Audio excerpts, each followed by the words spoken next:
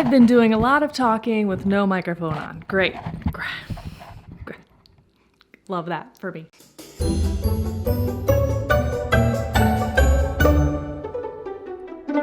Hi guys, welcome back to another episode of the Cruest of Trimes. Crue Trime. God, I'm weird. We are on the other side of Halloween, and I know I didn't do any real Halloween looks this year. I know, I'm the worst. Life is lifing right now, okay? So we are where we are. Today's story is truly terrible, but it does have a happy ending comparatively. And I want to try to work in more of these survival stories as we close out this year and, maybe moving into the future. Who knows? So yeah, spoiler alert, this is a survival story. But as we get into the details, you're going to wonder how on earth this person made it through. This is the story of Mary Vincent. Oh, also, I don't really talk about or feature the makeup as I'm using it, so if you want to know what it is, look down in the description box because everything is linked. Mary Vincent was born in 1963. She was the middle child of 7 siblings. Her father, Herb, worked in the military as a mechanic, and her mother, Lucy, was a blackjack dealer. They lived in Las Vegas. Mary was a very bright and outgoing young girl and a very talented dancer. She had aspirations of becoming like a traveling professional dancer, and she was well on her way. She was a tiny little thing, like 100 pounds, 5'2", like a little sprightly ballerina type. So in the late summer / early fall of 1978, the now 15-year-old Mary was a little rebellious. She would often skip school and, break the rules at home and, just like running wild with the teens in Vegas. And that didn't really help her home situation that was already not great. Herb and Lucy's marriage was on the rocks. They were on their way to divorce. They fought constantly, so things at home were very tense. One day in September of 1978, Mary's sister told her that their dad had come home with a migraine and was like mad about something. And Mary decided it was time to bail out. Now, this was 1978. Times were very different, but where was Mary going at age 15? No car, no driver's license, no job. No problem, I guess. Mary was a free spirit, and she felt the pull to hippie Mecca, Berkeley, California. She had some friends there and some family, so she decided she was gonna go hitchhike her way from Las Vegas to Berkeley, California. Now, hitchhiking in the 1970s was perfectly normal. Commonplace, not the incredibly unsafe situation that it is today. Smash, smash, smash! I mean, arguably, once you hear this story. So Mary is on her way, thumb in the wind, and she wasn't alone for very long. She met other nomads along the way, and they traveled together. They would sleep kind of wherever they could, sometimes in alleys, sometimes in unlocked cars. So she got all the way up to Northern California, and she hung out in the streets with other hippie artist, performer types, and it wasn't very long before she started to get kind of homesick. But she wasn't exactly ready to head back to Las Vegas to deal with her parents and all their drama, so she decided to head down to Los Angeles, where her grandpa lived. Now, again, Mary wasn't necessarily part of like a traveling group, but she would find herself alongside like-minded people, and they were heading in the same direction. You get what I'm saying? So on September 28th, 1978, Mary was hitchhiking with a couple of other guys when this blue van pulled up, like a utility van, no windows. A molester van. There were no seats in the back. It was totally empty, open, right? And the driver was like this older man with a grandpa kind of vibe. And he said that he only had room for one rider and he would take the girl.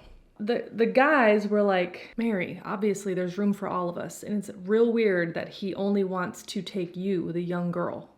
Don't get in the van. Dude, that guy was fucking cooked out, man. I mean, so many red flags. And I am seeing this from a 2024 POV. But if random hitchhiking hippie dudes in 1978 say don't get in the van, maybe don't get in the van. Well, Mary had been out on the streets for a while and she was tired and anxious to get to her grandpa's house, and this opportunity was right here in front of her, so she took it. And the driver seemed fine, of course. You know, he was middle-aged, kind of overweight, beer gut, you know, balding, not necessarily threatening. And the route to LA was interstate, so this wasn't gonna take too long, and Mary felt okay about it. In fact, she felt so okay about it that she fell asleep.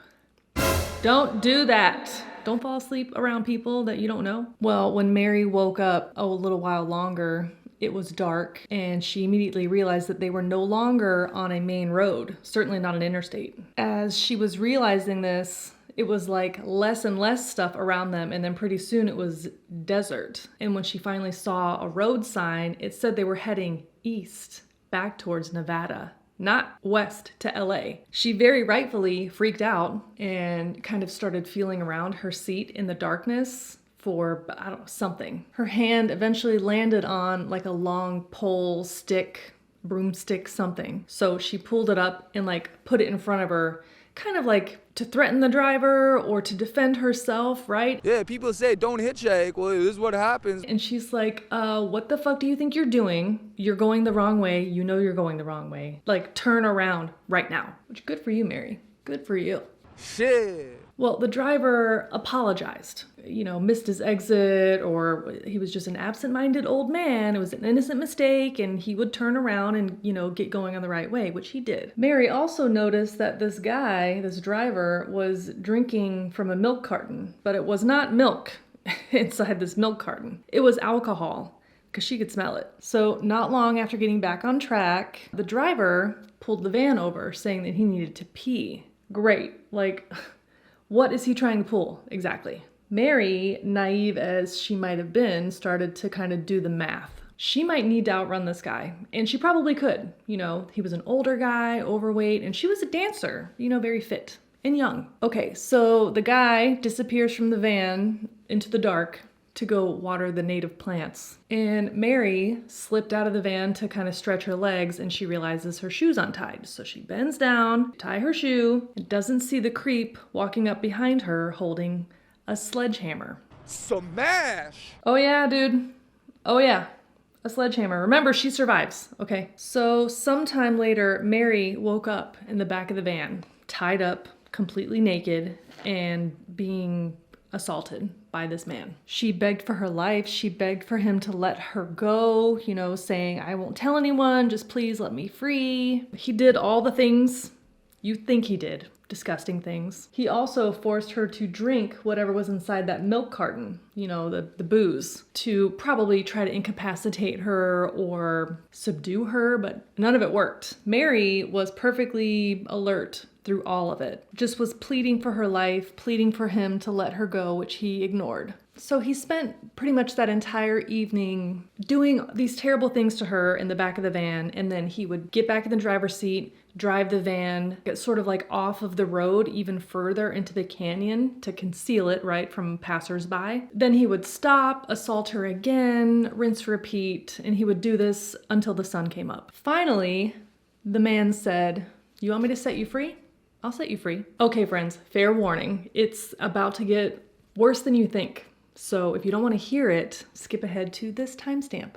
The man dragged Mary out from the back of the van, untied her, and then as Mary was struggling and squirming to get away from him, he produced a hatchet and slammed it down on her left arm, cutting off her hand. Mary was stunned, in unimaginable pain, and then he did the same to her right arm, whacked both of her hands right off, right below the elbow. And I grabbed his arm, grabbed it real tight. And I couldn't figure out, I'm holding him real tight on his arm, but I'm still falling. Mary would later say that she remembers falling backward even though she was holding on to him. And then she saw him waving his arm around in a weird way and then realized that she was watching her own hand gripped onto his forearm.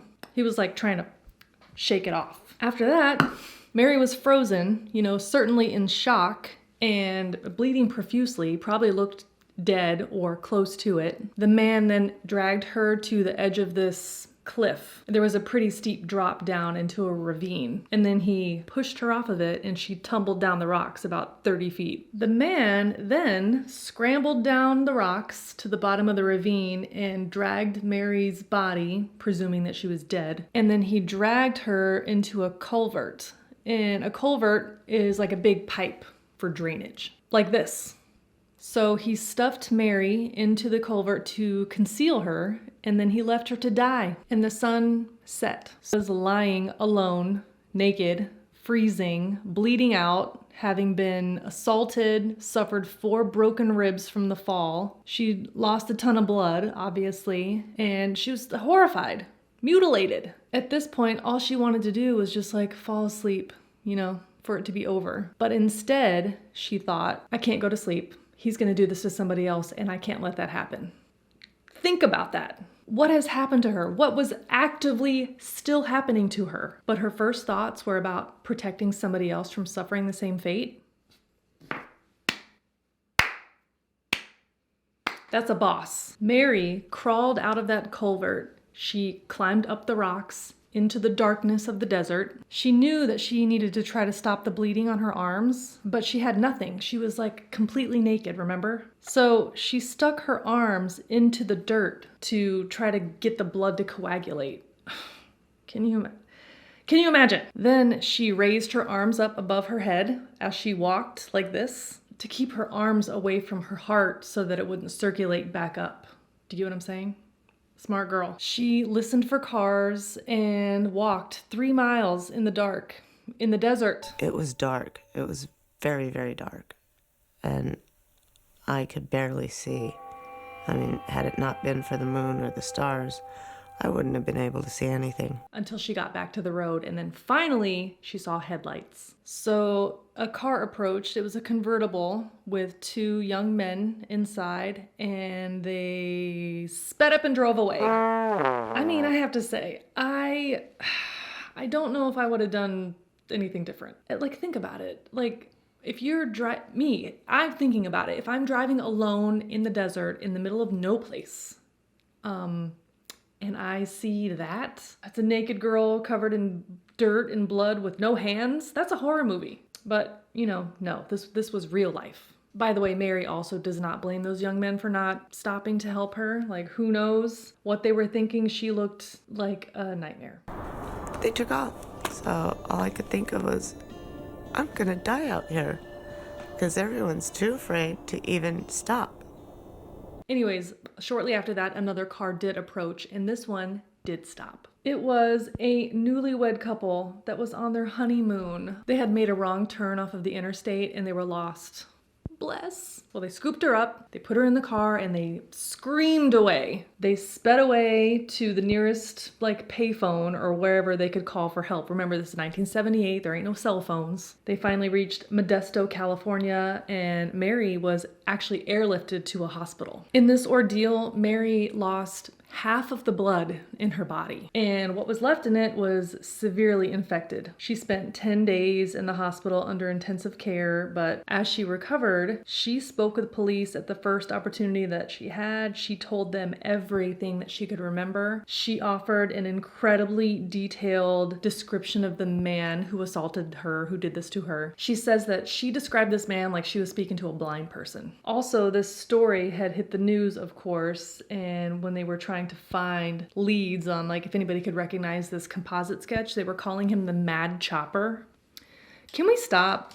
Can we stop giving clever nicknames to these fucking degenerates, please? The description was actually so good that the composite artist's sketch was accurate. So accurate, in fact, that 10 days later, a citizen saw it on the news where it was published and called saying, "That's my neighbor." And the man was identified to be 51-year-old Larry Singleton. He was arrested on October 9th, 1978. So Lawrence Bernard Singleton was born on July 28th, 1927 in Tampa, Florida.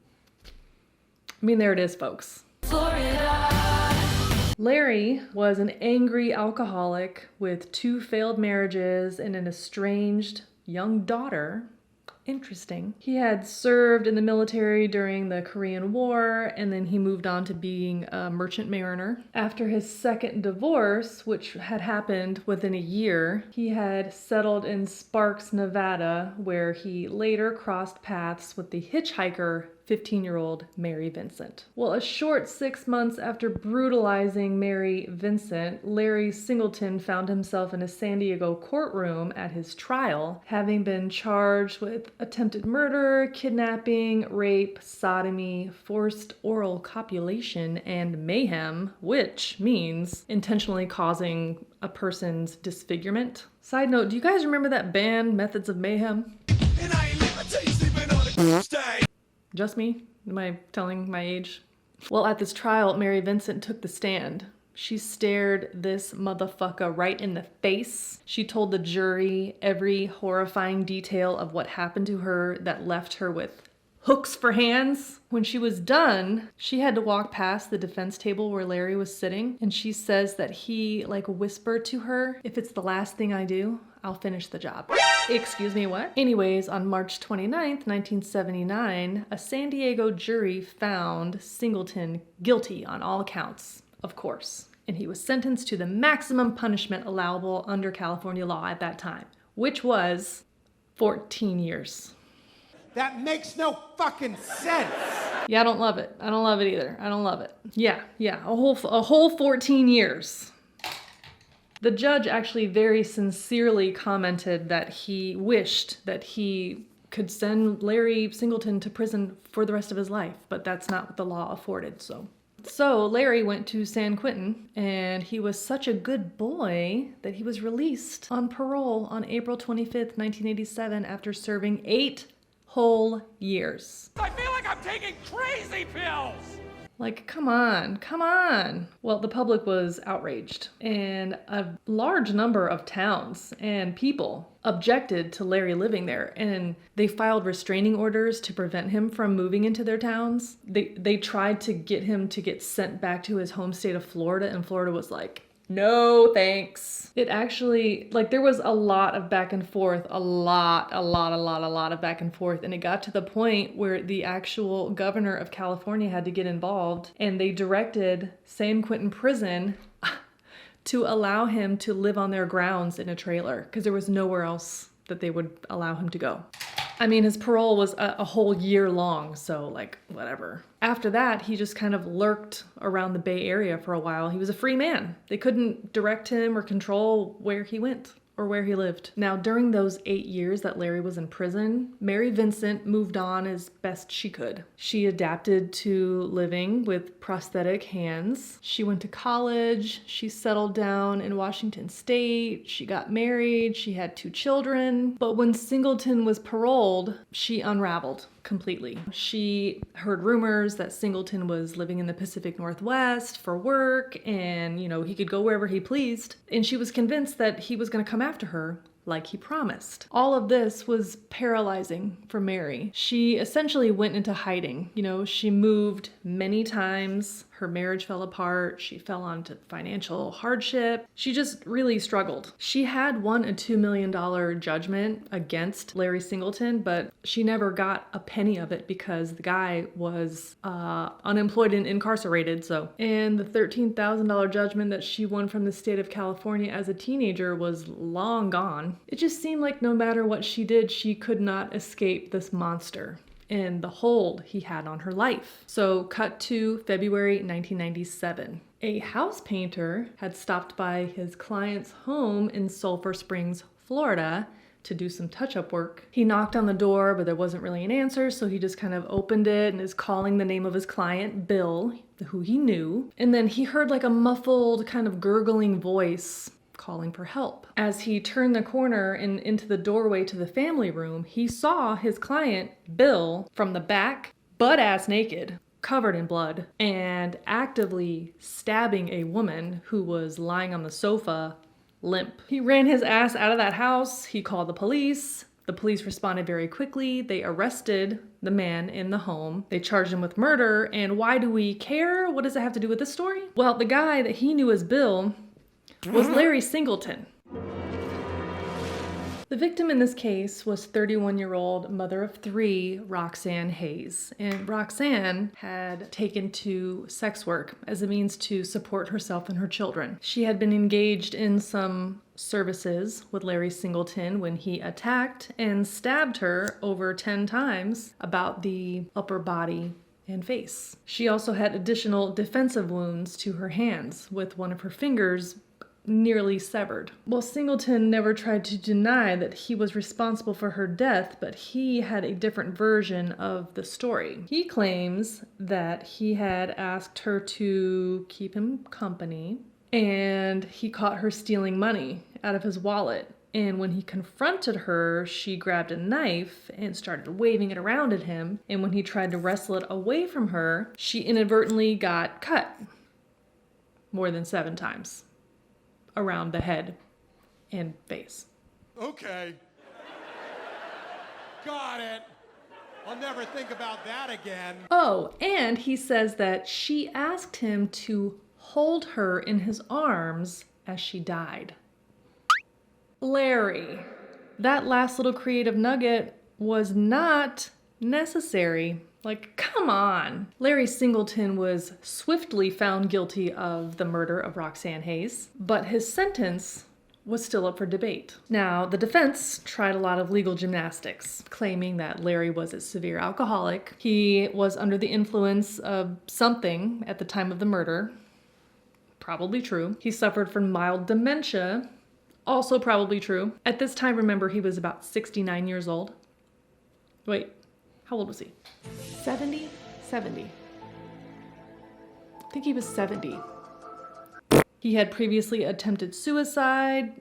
True. He had honorably served in the armed forces. True. And had been a model prisoner during his sentence in California. True, I guess. The point is they were trying to spare him, right? When the news of Larry Singleton's arrest and murder trial reached the West Coast, Mary Vincent knew she had to do something. So she traveled all the way from Washington State to Florida for the sentencing, and she raised her right prosthetic hand in front of the court and told them everything he did to her and how it impacted her life up until that very moment. And this time, when she finished her testimony and walked out of the courtroom, Larry kept his stupid mouth shut. On April 14th, 1998, the judge sentenced Lawrence Singleton to death. He served 3 years on Florida's death row before he died of cancer in a prison hospital at the North Florida Reception Center in Stark, Florida. Good riddance. Mary Vincent became a powerful force for victims' rights reform. She appeared on national talk shows and all across the country. In 1998, after helping get justice for Roxanne Hayes, she went to Washington, D.C. to lobby Congress for a bill that gives states the authority to impose longer sentences for certain kinds of crimes. Her efforts also helped pass California's Singleton Bill, which imposes a 25-year minimum prison term for criminals that use torture in their crimes. Today, Mary McGriff is married to her husband, Tony, and they live in a small town in the Washington State area. Mary is also a very talented artist, like a portrait artist, and over the years she's completed thousands of commissions and done female empowerment themed illustrations before recently retiring. And that is the story of Mary Vincent. Okay. Pretty terrible story, but happy ending. If you want to know any of the makeup that I used in today's look, then just look down in the description box. Everything is linked, and if there's something I used today that is really old or unavailable, I'll find you something similar. If you have a Crue Trime story that you want to recommend to me, there is a link to a Google Doc down in the description box where you can click it, fill out the dirty details. I would love to hear from you. Thank you so much for hanging out today and for watching this video. I really appreciate it. If you want to see more videos like this one, then consider subscribing to this channel before you leave today. I upload new videos here on YouTube every week, and you can follow me on all of the other socials as well. That is it for now. I will catch you next time in the next video. Bye! Why can't I talk today? Also help to oppose, oh my god, on prison 10, 11, 12, Washington to pass